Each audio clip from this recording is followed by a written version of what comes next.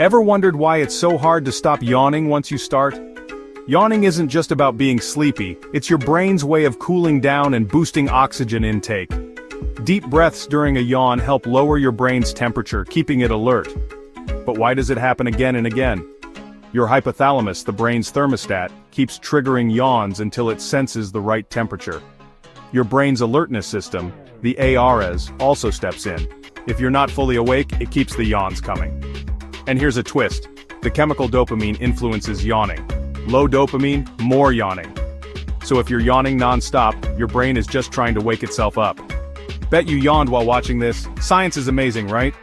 For more mind-blowing science, hit that like and subscribe.